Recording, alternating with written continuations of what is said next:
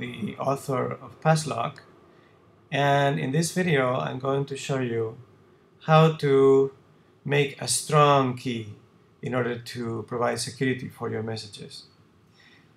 A key which you type in PassLok in box 1 is the most important thing you have to generate when you are working with PassLok. Let me tell you why.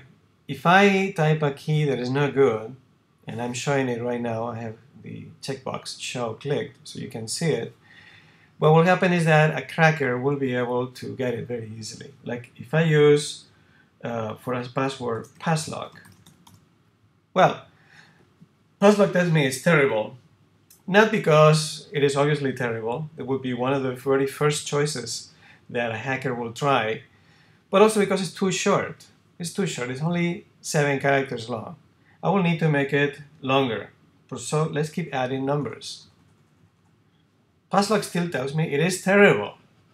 It is terrible because adding a bunch of numbers at the end, or adding a bunch of numbers at the beginning for that matter, does not make it any better. Just about every hacker's toolbox uses that option in order to crack passwords.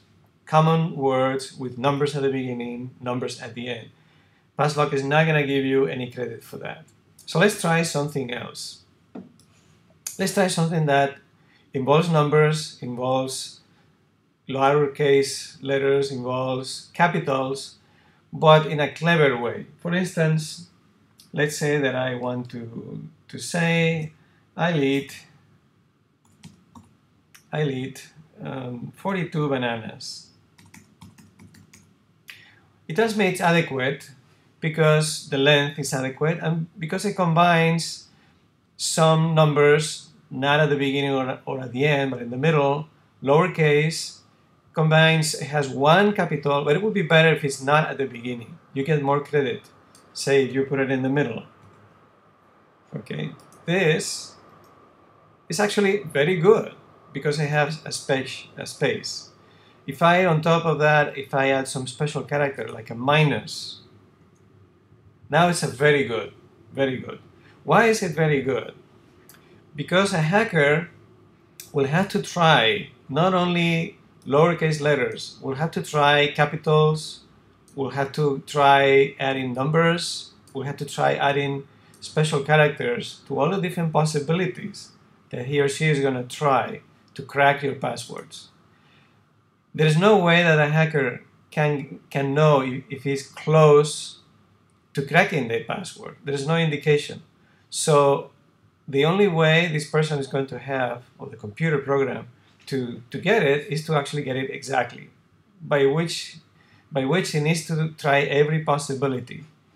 If you add unusual capitalization, you make it even harder. If you make it a word that is not in the dictionary, like it's misspelled, you make it even harder because hackers use dictionaries of common words. This is good English, make it bad English. That will make it so much easier, so much harder to crack. Another thing you can try is adding an email. Maybe I'll eat 42 bananas is a common sentence that is in the database, but if you add your email, joblo@gmail.com, what is the chance that the hacker will have this particular word pre-cracked in the dictionary? They will have to make a dictionary just for you, for joblo@gmail.com. That is way too much work unless you are extremely important. Therefore, PassLok gives you a qualification, a score of perfect. This would be a very good password and actually very easy to remember. Look at this.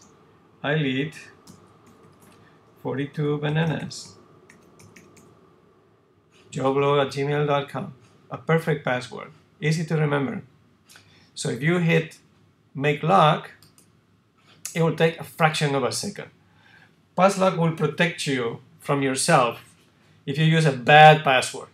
If you use a perfect password, it will take almost no time in doing things. If you choose a bad one, say simply bananas, it's terrible. Let's not make it so terrible. Well, let's make it terrible. Well, Let's try to make the lock for bananas. Well, it takes a while. It's going to take a while because it's not a good choice. And therefore, it's going to try to thwart a hacker by making him calculate a lot more when it's not a good password. You're free to choose a bad one. You'll do better with a good one, but still you have some protection. Thank you very much.